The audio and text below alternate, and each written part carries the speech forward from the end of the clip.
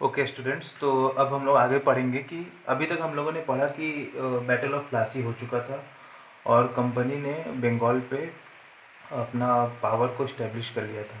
अब हम देखेंगे कि कंपनी कैसे धीरे धीरे अपने आपको अलग अलग इंडियन स्टेट्स में कैसे वो फैलाती है। तो कंपनी रूल एक्सपेंड्स, इस टॉपिक में हम ये पढ़ेंगे कि देखो, कंपनी ने शायद बहुत कम हुआ भी होगा, तो बहुत कम ही हुआ है ऐसा कि रेयरली कि किसी भी स्टेट पे डायरेक्ट अटैक किया हो, कि एकदम फाइट हुई हो और उसके ऊपर कब्जा कर लिया हो। नहीं, डायरेक्ट अटैक तो बहुत कम हुआ है। ज़्यादातर कंपनी क्या करती थी, ज़्यादातर कंपनी करती थी कि वो डिप्लोमेसी के थ्रू, छल कपट और बहुत सारी पॉलिसीज़ ऐसी बनाती थी जिससे कि उनको लड़ाई ना करनी पड़े, लेकिन वो स्टेट उनके हाथ में आ जाए। तो इस तरीके की डिप्लोमेसी, पॉलिटिकल, इकोनॉमिकल, बहुत तरह की वो चालाकी, छल कपट के थ्रू उन्होंने बहुत सारे स्टेट्स को कब्जा करने की कोशिश की। उसी में एक पॉलिसी थी जिसका नाम था सब्सिडरी अलायंस। अब ये सब्सिडरी अलायंस क्या होता है? What is subsidiary alliance? Subsidiary alliance देखो बहुत आसान है, 3 पॉइंट में इसको समझ लोगे और हमेशा याद रहेगा। कभी भी इसको रटने की ज़रूरत नहीं है, बहुत आसान है ये। एक एग्रीमेंट होता था रूलर्स और कंपनी के बीच में, एक एग्रीमेंट होता था कि अब एग्रीमेंट क्या होता था कि रूलर जो है, no independent forces for the ruler, जो भी राजा है वो अपनी कोई खुद की आर्मी नहीं रख सकता है। ठीक है, तो अब उसके बाद क्या हो गया, उसको तो आर्मी की ज़रूरत पड़ेगी, क्या पता उसको दूसरे स्टेट वाले अटैक कर दे, दूसरे राजा अटैक कर दे। तो कंपनी क्या कहती थी उस केस में? कंपनी कहती थी कि आप खुद का आर्मी नहीं रखेंगे, आपको प्रोटेक्ट करेगी हमारी army, protected by companies army and the cost of the army paid by the king. अब कहते थे कि आपको कंपनी की आर्मी प्रोटेक्ट करेगी, कोई आपके ऊपर दुश्मनी होगी, कुछ भी होगा, लड़ाई होगा, तो हम आपका साथ देंगे।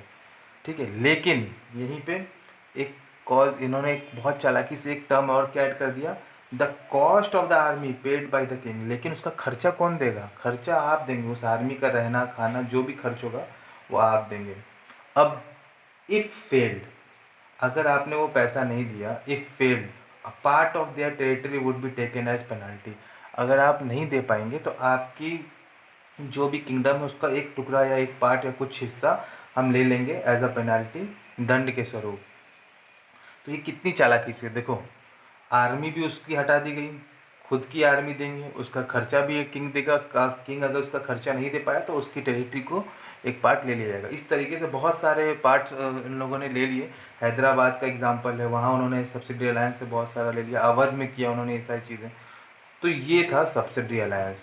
बहुत आसानी से तुम समझ गए कि रूलर जो है अपनी आर्मी नहीं रखेगा, आर्मी होगी वो ब्रिटिश की होगी और उसका खर्चा रूलर देगा, और अगर नहीं दे पाया तो उसका कुछ जो हिस्सा है वो ले लिया जाएगा, उसके किंगडम का या उसके राज्य का।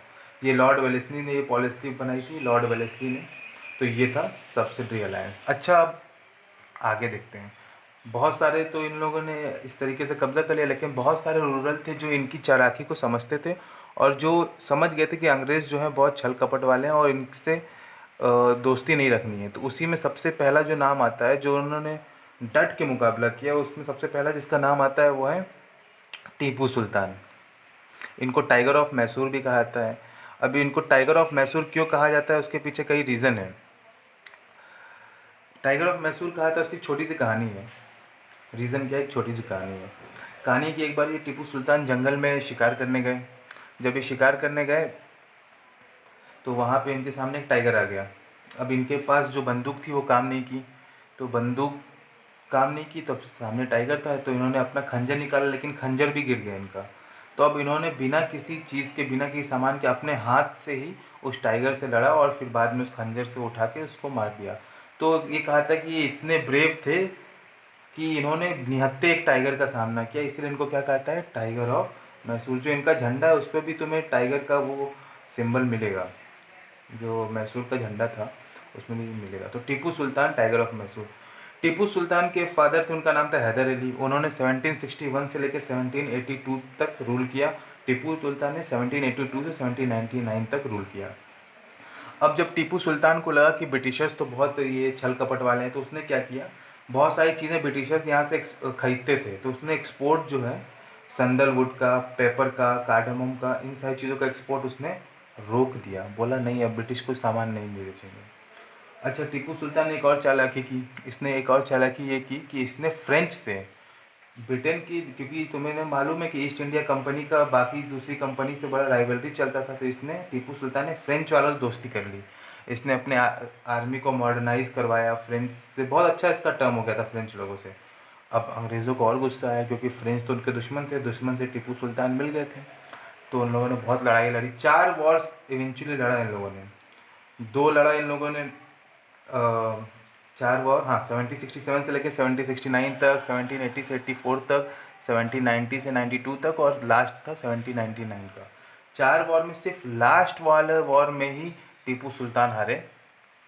ठीक है, और वो ऐसे नहीं हारे, उसका क्या रीज़न था उनके हारने का? उनके हारने का रीज़न जब तुम देखोगे तो तुम्हें पता चलेगा कि इसमें भी ब्रिटिशर्स ने बहुत चालाकी से उनको हराया। 1799 में Tipu Sultan was killed defending his capital Srirangapattam. तो 1799 में टीपू सुल्तान तो मर जाते हैं, लेकिन कैसे वो बैटल हारते हैं? वो बैटल हारते हैं क्योंकि वो जो लड़ाई होती है वो combine attack of Maratha, Nizam of Hyderabad and company, तीन लोगों ने मिल के तीन लोगों ने मिल के तीन लोगों ने मिल के एक पे अटैक किया था। मराठा थे, निज़ाम ऑफ हैदराबाद थे, कंपनी थे, इन लोगों ने मिल के एक पे अटैक किया, तो इसलिए हार गए। तो ये था टीपू सुल्तान की बात। अब इन लोगों ने मैसूर पे कब्ज़ा कर लिया अंग्रेज़ों ने, और वहाँ पे वुडियार डायनेस्टी को फिर से इस्टेब्लिश कर दिया, और उनसे अपने हिसाब से जैसे पपेट रूलर उनको चाहिए था वैसा कर वहाँ पे मैसूर में कर दिया। अब देखो, बंगाल इनके पास आ चुका है, ठीक है, अंग्रेज़ों के पास बंगाल तो आ चुका है ना। एक रफ डायग्राम में तुम समझना चाहो तो ये बहुत बेसिक सा डायग्राम है इंडिया का, तो ऐसा समझ लो कि बंगाल, ये पोर्शन है, बंगाल कब्जे में आ चुका है, ठीक है, मैसूर आ चुका है। तो अगला पार्ट इनके उन्होंने अटैक करने का सोचा, महाराष्ट्र या मराठा एरियाज़ को। तो इन लोगों ने मराठास से भी 3 वॉर लड़ी थी, अंग्रेज़ों ने मराठास से 3 वॉर लड़ी थी। और मराठा के बारे में जानने से पहले एक चीज़ जान लो कि मराठा जो होते अलग अलग स्टेट में वो छोटे छोटे सरदार के अंडर हेड थे। ये अलग अलग जगह पे एक एक सरदार होगा जो उनका चीफ होगा, और उन सारे सरदारों का एक और चीफ होता था जिसको कहते थे पेशवा। तो अलग अलग स्टेट में जहाँ जहाँ मराठा थे उनका एक सरदार होता था, और फिर उन सारे स्टेट में से एक पेशवा होता था जो सबका हेड होता था। ठीक है, तो मराठा से 3 वॉर लड़ी। फर्स्ट एंग्लो मराठा वॉर हुआ, ये 1782 में हुआ, और ये ट्रीटी ऑफ सालबाई के बाद रुक गया। सेकेंड एंग्लो मराठा वॉर हुआ, इसमें ये अलग अलग जगह पे लड़ा गया, और इसमें अंग्रेज़ों ने उड़ीसा एंड आगरा एंड दिल्ली का कुछ पार्ट को इन लोगों ने जीत लिया। ये war second Anglo Maratha war हुआ था 1803 से 1805 तक। उसके बाद थर्ड एंग्लो मराठा वॉर हुआ 1817 से लेके 1819 तक।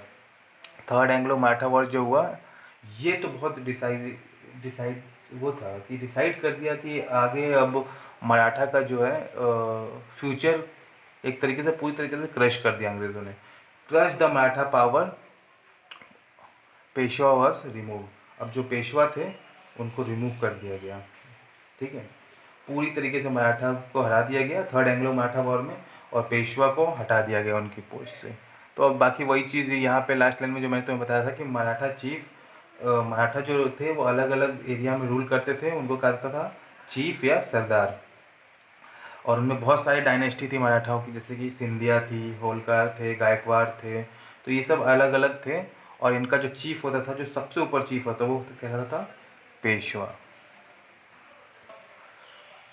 अब क्लेम ऑफ पैरामाउंटेसी। अब देखो, अंग्रेज़ों ने जब देखा धीरे धीरे, तुमने अभी तक यहाँ पे ध्यान दिया अंग्रेज़ों ने क्या क्या स्टेट्स को कब्जा कर चुके हैं अंग्रेज़।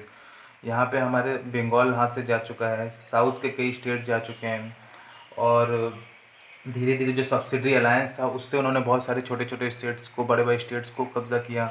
हमारा मराठा एरिया जा चुका है, हमारा बंगाल जा ही चुका है। तो अब उन लोगों ने, ब्रिटिशर्स ने एक नई थ्योरी दी जिसको कहता था क्लेम टू पैरामाउंटेसी। पैरामाउंटेसी मतलब होता है सर्वोपरि, जो सबसे ऊपर हो, सबसे मजबूत हो। तो उन्होंने कहा कि हम सबसे ऊपर हैं, हमसे आगे कोई नहीं, हमसे बेहतर कोई नहीं, हमसे अच्छा कोई नहीं, सबसे ऊपर हम हैं। उन्होंने कहा कंपनी जो है वो सबसे ऊपर है, और जो इंडियन स्टेट्स हैं वो हमसे नीचे हैं। तो ये हमारा हक है कि हम उन पर कब्ज़ा कर सकते हैं, अगर कोई सही से रूल नहीं कर रहा है तो हम उन पर कब्ज़ा कर सकते हैं, या उनको उनकी पोस्ट से हटा सकते हैं, राजा को। क्योंकि कंपनी ने कहा कि क्लेम टू पैरामाउंटेसी, कहा कि अब हम सुप्रीम है, सबसे ज़्यादा ऊंचे हम हैं। तो बाकी जब खुद को अगर कोई ऊंचा मान लेगा तो ऑटोमेटिकली ये बाकी लोगों को क्या मानेगा, नीचा मानेगा। तो उन्होंने कहा कि अब इंडियन स्टेट्स को हमसे नीचे और हम इनको हटा सकते हैं, अगर कोई सही से नहीं रूल कर रहा है तो हम उनको अनेक्स कर लेंगे या कब्जा कर सकते हैं। तो इन लोग की ये पॉलिसी थी, लेकिन बहुत से लोगों ने इसको नहीं माना। उनमें जो नहीं माना तो कित्तूर की एक रानी थी जिनका नाम था रानी चन्नम्मा। उन्होंने बहुत फाइट किया और उनको उन्होंने अंग्रेज़ों ने 1824 में अरेस्ट कर लिया, क्योंकि वो अंग्रेज़ों के खिलाफ़ रिवोल्ट किया उन्होंने, उनकी बात नहीं मानी अंग्रेज़ों की। कहा कि तुम्हारी ये जो पॉलिसी है ये हम नहीं मानेंगे। तो 1824 में उनको अरेस्ट किया और 1829 में उनकी डेथ हो जाती है रानी चन्नम्मा की। अब अंग्रेज़ यहाँ पे अपना एक्सपेंशन तो कर ही रहे थे, लेकिन उनको एक डर भी लगा हुआ था। क्या डर लगा हुआ था? अब इंडिया का मैप अगर तुम ध्यान से देखोगे, ये रफ डायग्राम है, तो कि ये ईस्ट हुआ, ये वेस्ट हुआ, ये नॉर्थ।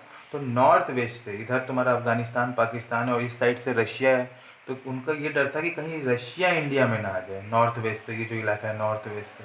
तो उन्होंने सोचा कि इस इलाके पे अपना कब्जा होना चाहिए। तो इसीलिए उन्होंने 1838 से लेकर 1842 तक वॉर किया अफगानिस्तान से, और इधर भी अपना कब्जा कर लिया। अगला नंबर उनका क्या था? पंजाब पे कब्जा करना। लेकिन पंजाब में एक बहुत ही पावरफुल रूलर थे जिनका नाम था महाराजा रंजीत सिंह, तो वो नहीं कर पाए। जब महाराजा रंजीत सिंह की डेथ हो गई तो उसके बाद उन्होंने पंजाब के साथ वॉर किया और 1849 में Punjab was also annex, Punjab पे भी कब्जा कर लिया। अब तुमने यहाँ तक ध्यान से देखा किन किन स्टेट्स पे कब्जा हो गया। बंगाल जा चुका है तुम्हारा, तुम्हारा बंगाल गया, तुम्हारा मैसूर गया, तुम्हारा मराठा एरिया गया, तुम्हारा हैदराबाद, अवध, छोटे छोटे स्टेट्स बहुत से थे वो गए, तुम्हारा कर्नाटका के स्टेट्स चले गए, तुम्हारा अफ़गानिस्तान गया, पंजाब गया। तो देखो तुम धीरे धीरे किस तरीके से इन्होंने अपने आप को एक्सपेंड कर दिया। क्या हो के आए थे ये और आज क्या हो गए? ट्रेड करने आए थे और इन्होंने कितना एक्सपेंशन कर दिया। आगे इनकी एक और पॉलिसी पढ़ोगे जो बहुत ज़्यादा खतरनाक पॉलिसी थी, जिस पॉलिसी का नाम है डॉक्ट्रिन ऑफ लैप्स। वो देखते हैं अगले वीडियो में।